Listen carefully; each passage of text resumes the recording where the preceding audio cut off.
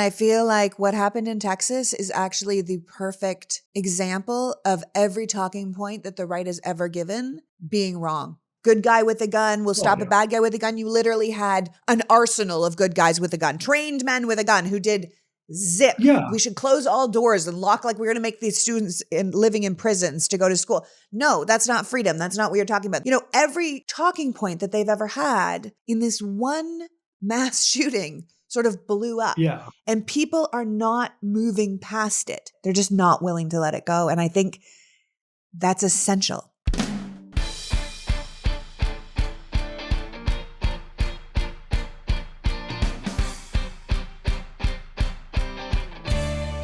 Hello, and welcome to the PoliticsGirl podcast. I'm your host, Lee McGowan. Let's get into it. So I do this podcast in many ways in response to today's broken world. I started this project as a way to put my feelings somewhere, to not just complain, but to explain, to engage, to remind people why democracy is important, that the American experiment is just that, an experiment, and experiments can fail. I wanted people to understand that we need to put in the work if we want to keep living in the kind of country we keep telling the world we are. I wanted my rants to make you feel heard and seen and give you insight and inspire you, but I wanted this podcast to go deeper. I wanted people to feel if they listened to me once a week, they could come away feeling like they had a better understanding of what was going on, that I'd given you just enough context to care about whatever issue we were talking about, because change only happens when people care. That's why when I'm choosing my guests, I don't just choose people who are famous or that everybody knows, but I try and choose brilliant people I think everyone deserves to know. So that being said, today's pod is a candid conversation with Thomas Zimmer. Thomas Zimmer is a historian, author, and visiting professor at Georgetown University School of Foreign Service, where he teaches 20th century U.S. and international history with a focus on the transatlantic history of democracy and its discontents. He is currently writing 2 books, a history of polarization since the 1960s, and a book entitled White America's Fear of Liberal Democracy. He also writes a regular column for The Guardian about the past, present, and possible futures of American democracy. And I think you're going to love his insight and be as big a fan of him as I am after hearing his thoughts. So without further ado, please welcome my guest today, author, historian, and Georgetown professor, Thomas Zimmer. Welcome, Thomas. Well, thank you so much for inviting me. I'm very excited.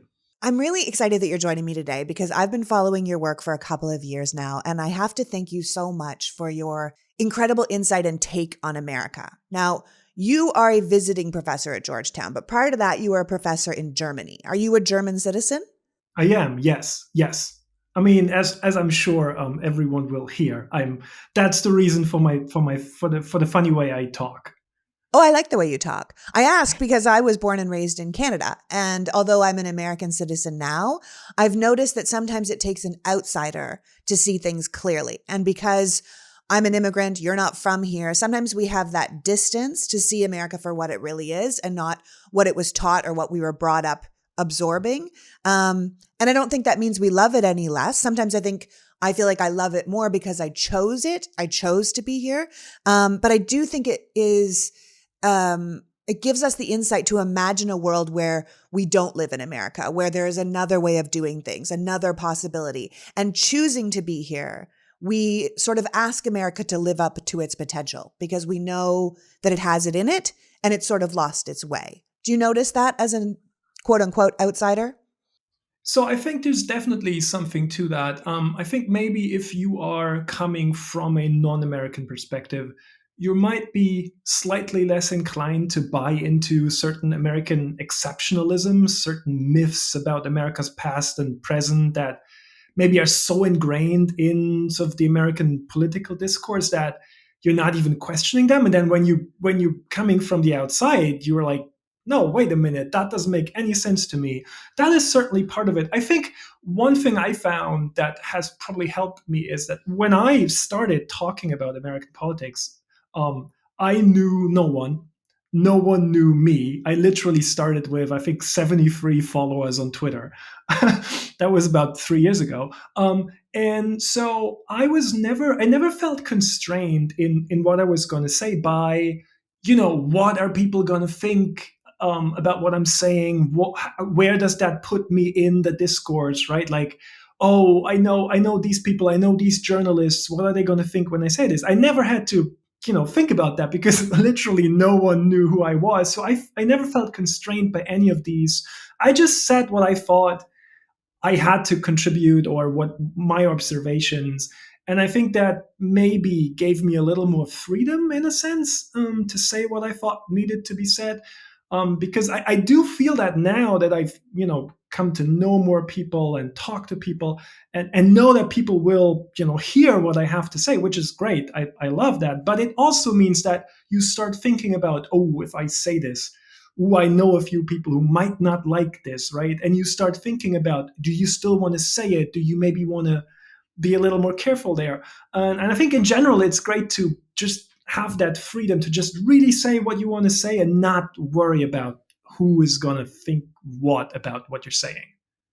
Yeah, you have to remind yourself to go back to that place where nobody knew who you were and just be authentic to the work and to the observations you have of a society. Now, you're a professor of, as I understand it, U.S. and international history who focuses on democracy. And you're writing 2 books, one about the history of polarization since the 1960s, and one that you call white America's fear of a true liberal democracy.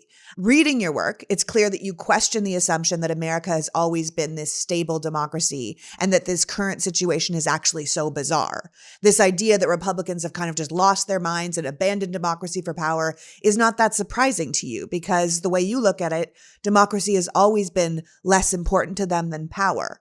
As long as democracy was working for them, they could support it. But now that it's not, they're willing to throw it out. So their behavior isn't really as baffling as people think, and it kind of makes sense to you. Could you expand on that a little? Yeah, so I think, look, if you look at the current political situation and you start from the assumption that the US is the world's oldest democracy, something you always hear, right? And that America has been this stable, consolidated democracy for 2.5 centuries, then, I mean, it must be entirely baffling. Where on earth is the anti-democratic radicalization of the Republican Party all of a sudden coming from? Why are so many million Americans all of a sudden turning on democracy, if you assume that they've always been on board with democracy until quite recently, right? So I suggest we need to just revise those underlying assumptions, because I just don't think it's plausible that millions of people were totally on board with liberal democracy and then suddenly started openly embracing Trumpian authoritarianism. That just doesn't seem plausible to me. I think what we should start instead is with an acknowledgement what democracy meant in America before the civil rights legislation of the 1960s. A system that was, by contemporaneous standards, fairly democratic if you happen to be a white Christian man, and something else entirely if you were not, right? And it's really only in the 60s that the country started to become what we today would recognize as a democracy. But that was always a contested, a conflictual process. And as a matter of fact, modern conservatism, or the conservative movement, emerged in the middle of the 20th century, in the 1950s, very much in opposition to precisely that vision of finally turning the country into a liberal, multiracial, pluralistic democracy. And while most conservatives came to kind of accept a specific, narrowly restricted version of democracy, their acceptance of democracy was always conditional. It always depended on whether or not it would be set up in a way that allowed for the forces of multiracial pluralism to be kept in check, right? So I just think it's not accurate to say conservatives have all of a sudden turned their backs on democracy. Rather than suddenly going from pro-democratic to anti-democratic, they have actually been fairly consistent. They've been on board with a restricted version of democracy, but determined to prevent multiracial, pluralistic democracy. And I think if you start seeing it in this context, the current situation is a lot less kind of surprising or baffling. Right. That modern day Republicans are kind of, they were on board with democracy provided it kept who they wanted on top. But Yes. This idea of an expanded democracy with everyone's voice and everyone getting involved, they were never on board for that. This isn't some new thing that they've just suddenly become against this. This was always the thing. And they want to go back to, they're sort of single-minded in this goal to transform the current political system, which in their opinion has gone way too far towards true equality, back into something that feels more aligned with their worldview, their power structure. That they don't care if they have to hold on to power without majority support. They just want to keep their version of the country. So there's no point in debating whether Republicans really want to abolish multiculturalism or open-minded democracy, right? Because the proof is there. You point it out all the time. The proof is there at the state level. They can't control the federal level so much. So on the federal level, they act as obstructionists. But at the state level, every place that they're in charge, they're openly embracing this idea of an authoritarian version of society, right? They're mobilizing against democracy because it no longer works for them. And it's happening on so many fronts simultaneously that it's hard for us to see how connected it all is, but it's absolutely connected. And we need to look at the big picture, right? This banning of abortion, contraception, criminalizing LGBTQ people, installing an authoritarian sort of white nationalist education system. It's all part and parcel of sort of taking us back to a time where democracy worked for them. I mean, look, I think I might say this a few times during our conversations. I think this is a good moment to tell everyone that they don't have to trust me when I say what the conservative vision for America is, what I call sort of 1950s style white Christian patriarchal dominance. But they should really trust conservatives when they themselves tell us that is their vision. And not just tell us, but actually act on this vision, right? I mean, to me, conservatives could not be clearer about what their goal is. The evidence is in, just like you said, I mean, it's in what Republicans have been pursuing on the state level. We have seen just a wave of red state legislation rolling back basic rights and fundamental liberties intended to eviscerate the civil rights regime that has been established since the 60s, banish, outlaw, censor anything that threatens of white Christian male dominance.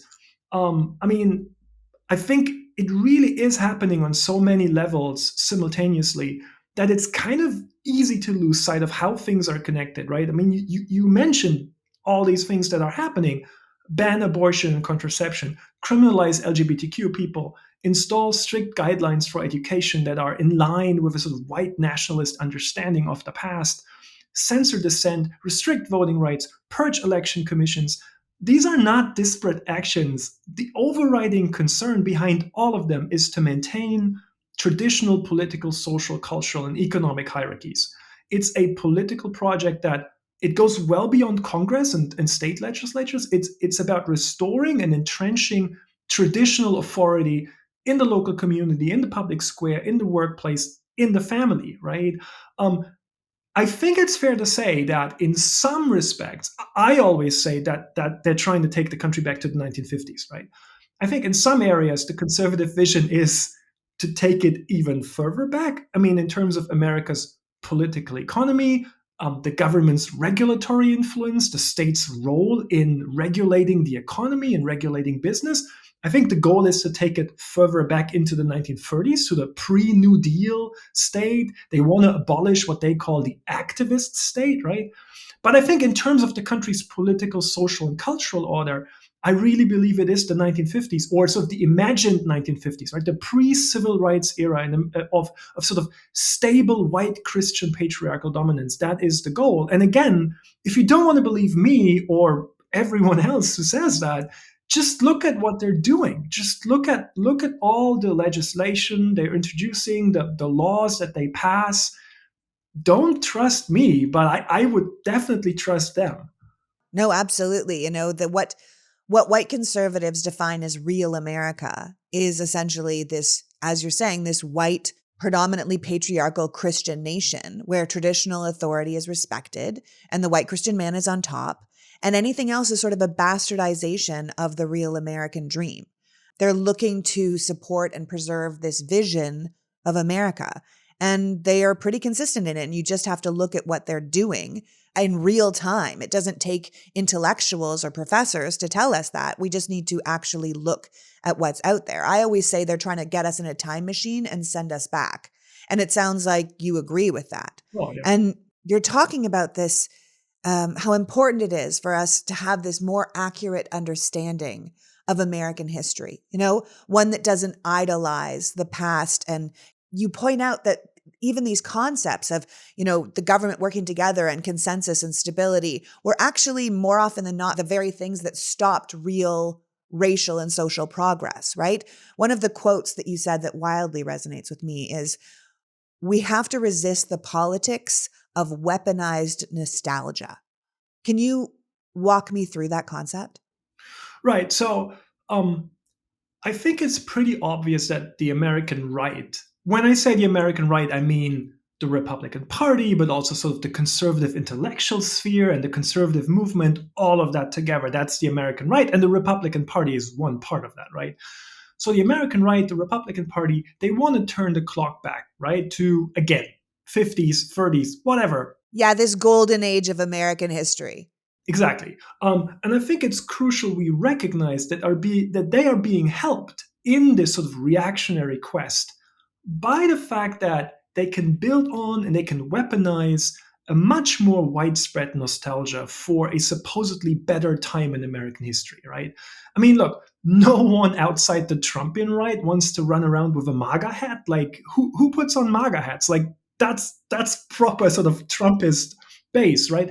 But there is a pervasive nostalgia among moderates and centrists and also certain sort of liberals that helps transport those reactionary ideas into the mainstream of American politics, right? And I think you see this in the talk about how, everything is so polarized now, right? And how supposedly so the unity period of the pre-1970s era was so much better. Or you see it in the idea that, we have cancel culture today and we're in a free speech crisis, whereas Americans lived in a golden age of free speech not that long ago. And so at the core of all of these ideas, polarization and free speech crisis and all this, is the idea that it used to be better, that America is on a dangerous path away from a golden era. And I think, I mean, we can talk about in a minute maybe how completely ahistorical this idea is of the golden age. It's something that it never existed, right? Or only existed for a certain group of people. Yes, I mean, exactly, right. It maybe existed for wealthy white men in particular, right? Yeah. But Well, I think, white Christian men of means. yeah, exactly. But the first step really is to recognize how the right has sort of latched onto this sort of widespread nostalgia, has successfully sort of weaponized it. And I think weaponized nostalgia, so taking that sort of widespread feeling of, it used to be better, we kind of want to go back, and really sort of using that to push their own agenda and push their talking points into the mainstream. Um, that is a potent tool in the hands of reactionaries to kind of make their visions sound a lot more plausible and a lot more legitimate. And I think that's what we really need to be careful when we kind of accept these concepts of polarization and cancel culture and all that. And we really need to push back against that. I think it only serves the sort of white nationalistic base to go back to that white picket fence time with the perfect family. That was only for one part of the country. Everyone else will tell you that part never existed. That America, that perfect America, it never existed for anyone other than people who looked like us and had means. So it was never really real. We had this cohesion and cooperation in politics because everyone in power agreed to uphold that current power structure with the white man on top. And now that power structure has sort of been opened to give other voices and other types of people a voice, we're considered to be polarized. And then that sort of started in the 1960s, like you said, when the Democratic Party started opening their minds to civil rights and saying, yeah, why don't we do this? And why don't we have this? And we should integrate schools. And why don't women have credit cards? And we should have birth control and all these kind of things that gave people more power in their own lives, but also gave more groups of people a voice in the American political system.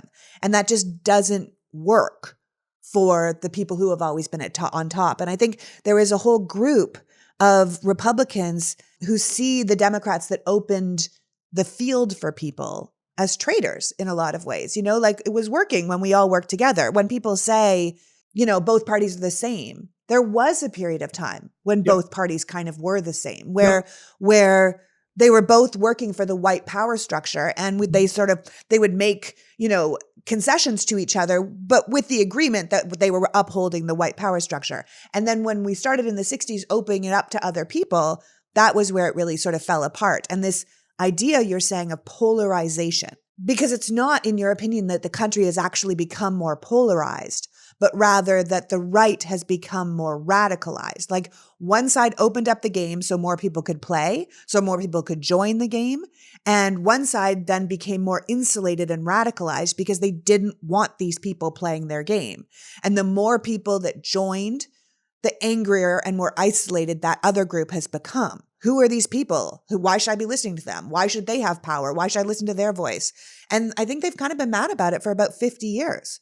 So they've built this structure where they can tear it all down and flip the table and start the game again, get back to a place where they're in charge and the rest of the people cannot play. And that includes the liberal betrayers who are now villainized as pedophiles or liars or election stealers, this radical woke left, the communists, the socialists, these people out to destroy the country. Yeah, I mean, you said something there that is, I think, so important and is such a fundamental historical fact that I believe still not enough people really grapple with. There was a time when the two parties were the same, or at least, I mean, maybe not the same, but they generally agreed on the sort of the broader contours of American politics and society up until sort of the 1950s, or in particular in sort of the 1950s, before the civil rights legislation of the 60s. That is the type of consensus and unity that is often mythologized, right? And that so many pundits kind of talk about how we kind of need to go back to that kind of consensus and unity. But it is so important to understand that it was really, yes, it was bipartisan. Yes, it was unity. Yes, it was a type of consensus, but it was a white male elite consensus. That's what it was, right? And look, I think whenever you hear people talk about, oh, we need more unity and we need to go back to that, I just wish people would grapple with the fact that in US history, consensus and stability have often stifled racial and social progress. The price for extending democracy in US history has always been political instability or division or polarization, whatever you want to call it, because demands for equality and social justice are inherently destabilizing to an order traditionally based on white Christian patriarchal authority, right? American democracy was stable whenever and as long as it didn't interfere with a political, social, and cultural order and got to define what did and what did not sort of count as, quote unquote, real America. And conversely, moments of racial and social progress, or even just perceived progress, have always been conflictual, have always led to a reactionary counter-mobilization that threatened to abolish democracy rather than accepting multiracial pluralism. I think if we really need to accept that and apply that to our interpretation and assessment of the current situation, right? There is absolutely no need for any kind of unity nostalgia, historically speaking, right? There's absolutely no need to mythologize past eras of sort of white Christian patriarchal rule just because they seemed stable. And they only seemed stable to the ones at the top. I mean, ask anyone who happened to be not a white man if the 1950s were unity and stable and golden era, and you would have gotten a very different answer, right? And we really need to remember that and grapple with that. Yeah. And the reality is, America has changed since then. It's evolved. It's different than it was. It is less white. It is less conservative. It is less Christian. And even recent political and social events like the BLM protests or trans rights or gay rights have all sort of heightened this sense that conservatives are threatened, that their way of life is under siege. And this has put the conservative viewpoint under a lot of strain because conservatives have essentially remained the same and the world has changed around them. And in a real democracy, when you don't represent the viewpoint of the majority anymore, your hold on power becomes tenuous. They just don't have the numbers anymore to back them up. So now they have this group of powerful people who want to turn the clock back to this mythical time when things were better, right? But really, it was a real time when things were better for them, right? They're convinced that they have to do this, and they have convinced a sizable part of the electorate that the country's coming apart and they're the political movement that will give people back what's lost, right? And this promise of the good old days is appealing to people. It's appealing, especially since they've also convinced those same people that they're fighting against this sort of murderous group of monsters who stole an election and spend all the country's money and are looking to burn the whole country down, because then they can justify doing anything that they need to save the country, right? So what if they have to abandon democracy and the rule of law to do it? They have convinced people that the Democrats or the left have abandoned the country and they're just fighting back. Yeah, I mean, look, I think it's very important to understand how the entire political conflict is really revolving around this issue of democracy right now, right? It is the fundamental reality of American politics that democracy itself has become a partisan issue, right? And for now, the Democratic Party is the country's only major small d Democratic Party, right? I mean, look, what's new is not that democracy is contested. Democracy has always been a contested issue in American history. But what is relatively new is that it's an issue that separates the parties so clearly, right? It was the 1960s civil rights legislation that set in motion this process of partisan realignment, of ideological sorting, ultimately uniting the forces opposing multiracial pluralistic democracy in the Republican Party, in a Republican Party that has been focused almost solely on the interests and sensibilities of white conservatives, at least since the 1970s, when conservative forces became the dominating faction within the Republican Party. And like you said it, and that is so important. Republicans are they're reacting to something real. They're not making up the fact that the country has changed, right? The conservative political project, which again is to uphold a certain vision of America as first and foremost a white Christian patriarchal nation, right? And that vision has come under enormous pressure because the country has become less white, it has become less religious, it has become more pluralistic. And, because of political change and cultural change, most importantly, demographic change over the past few decades, right? And nothing symbolized this threat, quote unquote threat, to traditional white elite dominance, like the election of Barack Obama.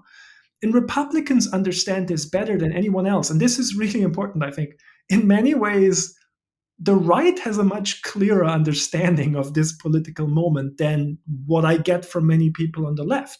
They understand better than anyone else that in a functioning democracy, they would have to either widen their focus beyond the interests and sensibilities of white conservatives, which they're not willing to do, or they would have to relinquish power, which they absolutely reject, right? So they have chosen a different path. They are determined to transform the political system in a way that would allow them to hold on to power without majority support, even against the explicit desire of a growing numerical majority of the electorate. In other words, they are determined to abolish democracy because, again, to them, democracy is not the goal, right? The goal is to preserve what they define as quote unquote real America, the only version of real America they accept, which is again a white Christian patriarchal nation. That's the goal. And if democracy is in the way of preserving that type of America, then democracy has to go. And that's the decision they've made. And then what they've done is they've set up what you call a permission structure to do whatever it needs to be done to get to that result, right?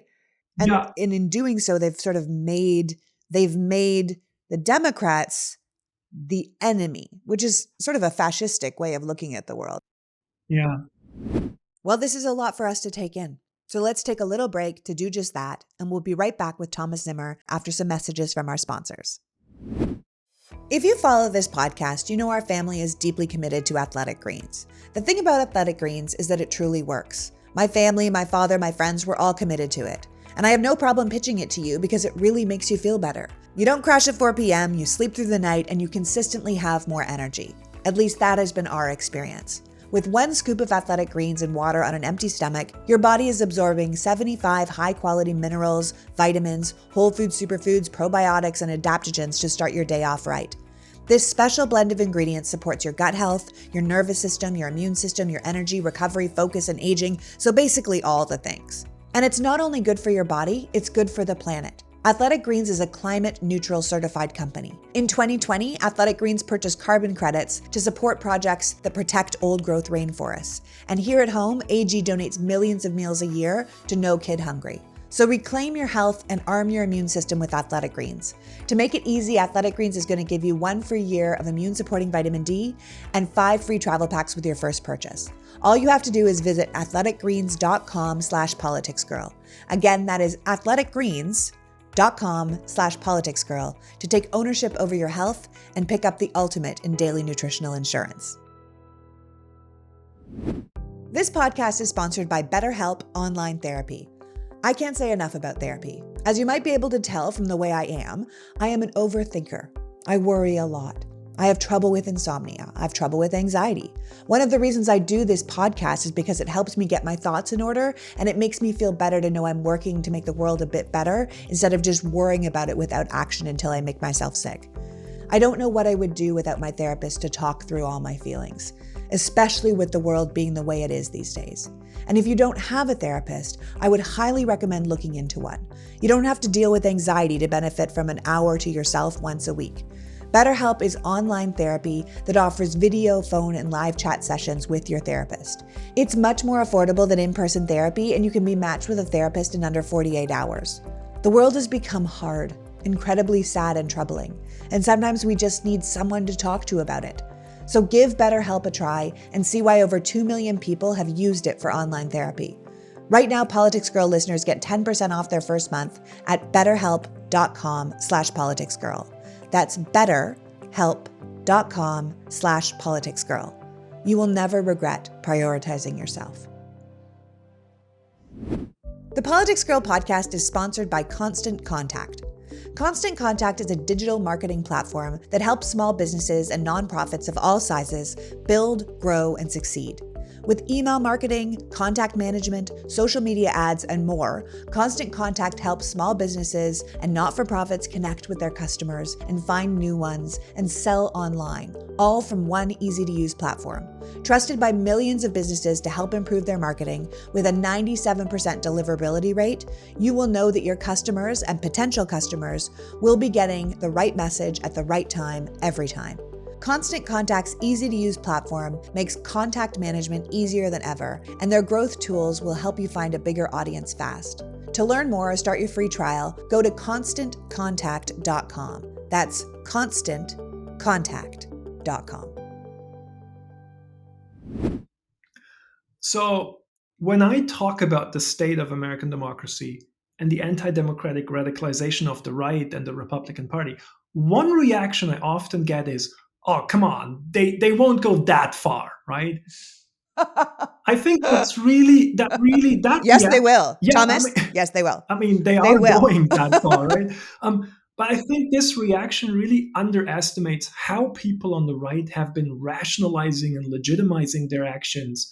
And I really think we need to pay closer attention to how they are giving themselves permission to embrace radical measures and extremists in their midst, right? If you listen to the right, you'll quickly realize that they are constantly playing up this idea that the country is facing an onslaught from a radically, quote unquote, un American, extremist left that is violently threatening to destroy everything the nation is supposed to stand for, and that the Democratic Party has been taken over by those, quote unquote, un American forces. I mean, just one example. Whenever I bring up that the right is embracing militant violence, conservatives reply, oh, don't you know that the left has burned Portland down to ashes? And I'm like, I don't think that happened. But that's what you get, right? Or, of course, the idea that the Democratic Party is the party of pedophiles and groomers, which has become the mainstream talking point on the right, right? Once you have convinced yourself you are fighting a noble war against a bunch of pedophiles seeking to destroy real America, there are no more lines you are not justified to cross. Or take the mainstreaming of great replacement theory. I think you've talked about this on your show. I mean, Yeah, absolutely. once you have convinced yourself and your supporters that the other side is scheming to kill and replace you, any measure you take, regardless of how radical, is justified as an inevitable act of sort of preemptive self-defense, right? And that is how they're giving themselves permission to embrace whatever radical measures are deemed necessary to defeat this quote unquote un American enemy. I mean, look, if the nation is under acute threat, nothing is beyond the pale to defend it, right? Democracy, rule of law, who cares, right? And I think this permission structure is absolutely crucial. Conservatives do not see themselves as the aggressors, or certainly don't ever want to admit that they are the ones being aggressive. They're building up this supposedly totalitarian threat from the left, and that allows them to justify their actions within that sort of long established framework of conservative self-victimization. Conservatives have always talked about, we're the victims here and liberals are everywhere and they are dominating everything. And, this is why I think clinging to this idea that, oh, they won't go that far, it's dangerous. They absolutely will, because they have convinced themselves that the other side has already gone much further and will stop at nothing. And so they will also stop at nothing. Yeah. If you've already convinced your followers that the Democrats stole the last election, why would it be bad for you to steal an election, right? If you've already convinced your followers that they burned Portland to the ground, despite the fact that Portland is standing and perfectly happy selling s'mores, they can't do it, right? You can justify all of it. You put up a tweet recently from Benjamin Weingarten, who said they want a president jailed. They want a Supreme Court justice impeached. They want members of Congress disqualified from running. They want lawyers who represented the president in the election ruined and shunned by their communities. Don't you see what's going on, right? They have set up this thing like we're doing something crazy, but we want somebody jailed if they have committed major crimes. You want a Supreme Court justice impeached if he's corrupted and involved in a coup, right? You want members of Congress disqualified from running if they helped a coup. You want the lawyers who represent election fraud, who knew there was no election fraud, disbarred, because that's what should happen. But they set it up as if this is crazy behavior from the left, whereas it's really just consequences for your actions, right? Yeah, I mean, look, there's a healthy element of projection with most things that are coming from the right? But also, I mean, this particular example that you brought up is interesting because the tactic there, the strategy there is to take things completely out of context, present them in a vacuum. Oh, they want a president jailed, which, look, in a vacuum, that sounds outrageous, right? I mean, again, obviously, if you describe the actual context, the actual president that the left, liberals, the Democratic Party wants to face some consequences, it's not outrageous. It's a defense of democracy and the rule of law. But by presenting it completely out of context in a vacuum, it makes it sound like it's the other side, the left, the liberals, the Democrats, that are engaged in this radical assault on the political system. And so, again, if that were true, I mean, of course, you have to defend the political system, right, by whatever means necessary. And this is what is constantly coming from the right? This idea that, oh, they are already doing it, so like we need to respond here, right? And so again, that gives them permission to embrace radicalism and embrace extremists, and that's what they're doing. And it's this concept that they're not the aggressors here. They're just defending America. It's the radical woke left that's gone too far. And I don't think it even matters if they believe it or not. It's more important to give themselves a permission structure to move the world to their overall worldview, which again goes back to white Christian patriarchy is good and American, and multiracial pluralistic democracy where all voices and people have a place is bad and un-American, right? And it's not going to stop. Like they're not going to suddenly just have some come to Jesus moment. They're too far gone. They know they don't have the numbers to win power fair and square. So they've decided to suppress the wrong kind of people from voting. And if that doesn't work, they're going to overturn the votes of the wrong kind of people. And if that doesn't work, they're going to scare and intimidate people away from voting or take our rights away piece by piece until we're all so demoralized that we give up on democracy altogether. You said once that democracy depends on people feeling safe in the public square, that if we don't, because of intimidation or threats of violence, that we're not fully able to participate as citizens. And that's what the extremists want, right? They want to abolish democracy, and whether that's through violence or coercion or harassment or suppression, and they want people to give up on it, because if people give up on it, then they win. Look, I know it sounds cliche at this point, right, to say it, but it's nevertheless true. Democracy is not a spectator sport. I mean, it really relies on people getting actively involved in multiple ways. You can't do, or you can't defend, or you can't uphold democracy from home, certainly not while you're feeling like you need to hide inside your house. The most obvious form in which people need to actively sort of go out and participate in democracy is voting, right? But also they need to be able to make their voices heard and protest and congregate and whatever. So democracy really depends on people feeling safe enough to go out into the public square, right? And if they don't, because again, it is ruled by intimidation and threats of violence, then they won't be able to participate as citizens. Look, we've seen over the past few years the spread and proliferation and rapid normalization of right wing militancy, of fascistic violence.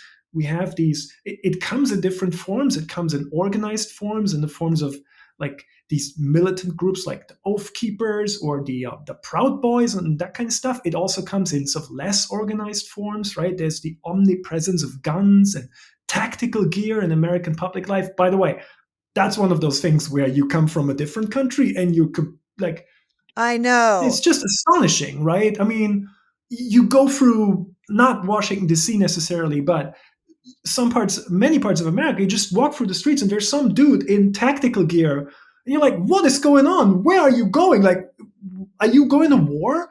And No, he's it's going to Dunkin' Donuts. exactly, it's just getting coffee. Um, Yeah. you also see it in the way these symbols of white fascistic militancy are now everywhere. Like there's the thin blue line flag, there's the Spartan helmet, there's the Punisher's skull. I mean, once you start paying attention, right, you'll see those a lot as stickers on cars or whatever. None of that is new, right? There's a long tradition of these white power movements, white militia movements, and of course, right, there's always been white supremacist violence in American history. But what feels new to me is the speed with which all of this has moved towards the center of conservative politics has been normalized within the Republican Party. I mean, look, up until recently, whoever openly propagated and explicitly embraced far right ideology, such as the so called great replacement theory, at least on the national stage, had to expect some form of pushback and even like actual consequences. Remember Steve King, right? A Republican representative that was in March 2017, I think, when he faced actual consequences for embracing this kind of far right ideology. That has rapidly changed, right? We saw this in the aftermath of the terrorist attack in Buffalo, the mainstreaming of great replacement theory on the right, its open embrace by the right wing media machine as well as by Republican officials. I mean, look, that's where I think this cannot remain without effect on the public square, on how people feel when they are in the public square. The fact that all this is now part of the public square in America.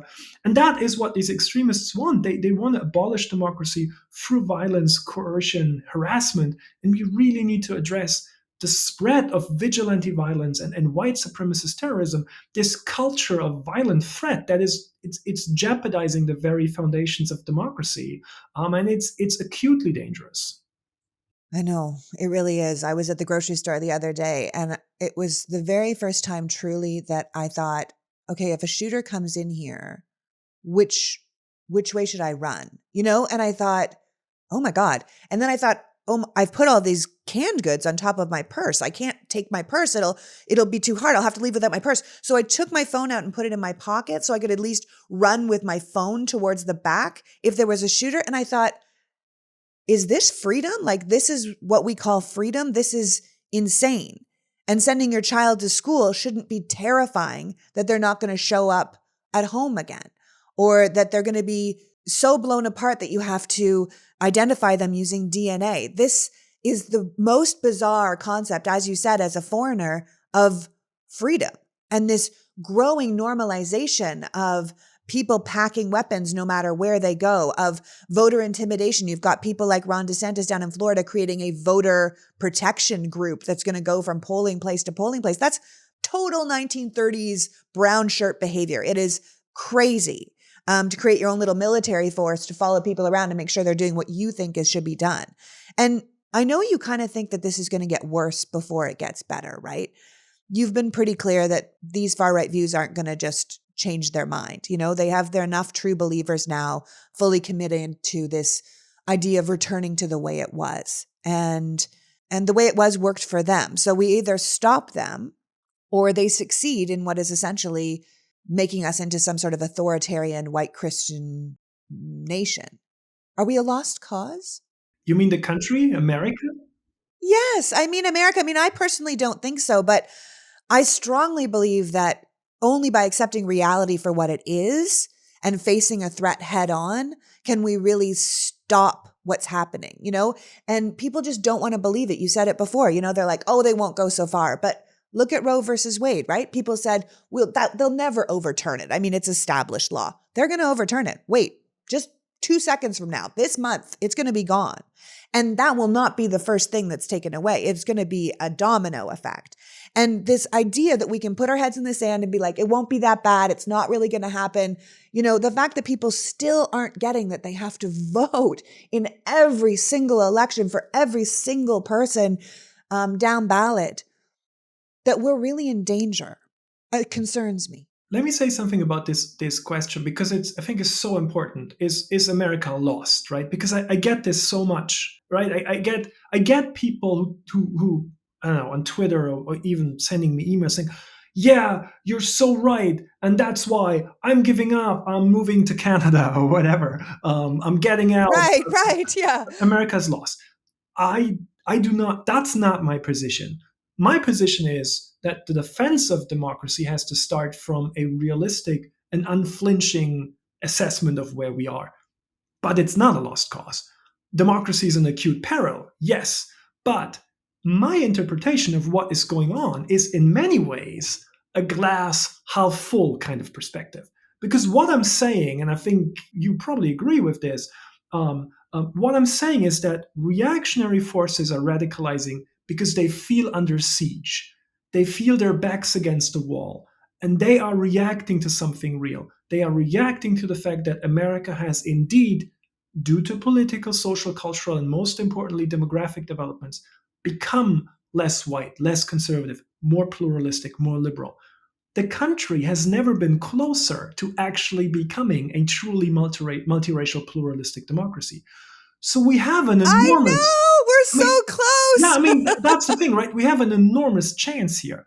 But we also need to acknowledge that as of right now, it is an open question whether or not a stable, truly multiracial, pluralistic democracy can be achieved. And I want to make this very clear. That is a question of world historic significance, because such a truly multiracial, pluralistic democracy has just never been achieved anywhere. It would be a world historic first.